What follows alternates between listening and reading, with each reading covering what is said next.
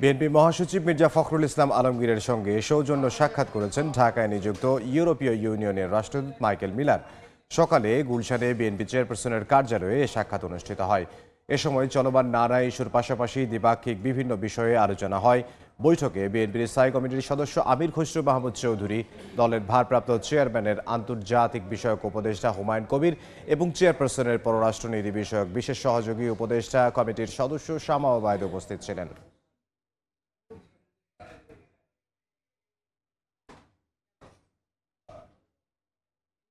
এই মুহূর্তে গুলশানে বিএনপি চেয়ারপারসনের কার্যালয়ের সামনে আছেন সহকর্মী মুরসালিন হক জুনায়েদ। সরাসরি যাব তার কাছে। গুলশানের বিএনপি চেয়ারপারসনের রাজনৈতিক কার্যালয় ইউরোপীয় ইউনিয়ন ইইউ রাষ্ট্রদূত মাইকেল মিলারের সঙ্গে বৈঠক করেছেন দলের মহাসচিব মির্জা ফখরুল ইসলাম আলমগীর।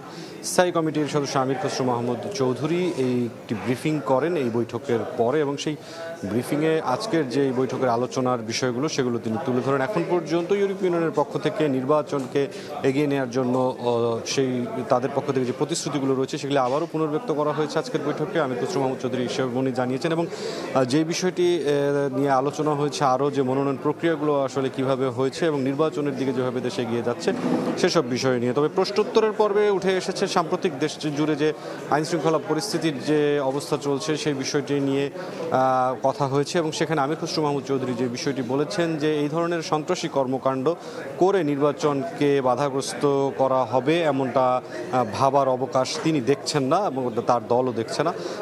এবং এই সন্ত্রাসী কর্মকাণ্ডের সাথে বিএনপি স্থায়ী কমিটির সদস্য আমির খসরু মাহমুদ চৌধুরী যেটি বলেছেন যে কার্যক্রম নিষিদ্ধ আওয়ামী লীগ এখন পর্যন্ত নির্বাচনের যে প্রতিদ্বন্দ্বিতা সেই মাঠে কিন্তু তারা একেবারেই নেই।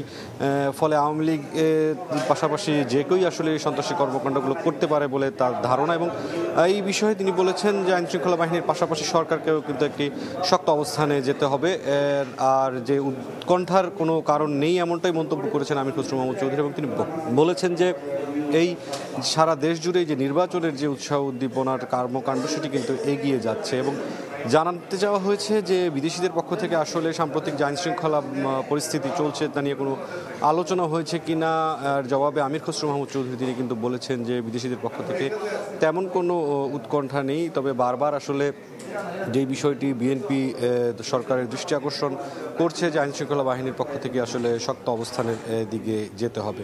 এখন পর্যন্ত এই ছিল সবশেষ গুলশান থেকে। গুলশান থেকে সহকর্মী মুরসালিন হক জুনায়েদ।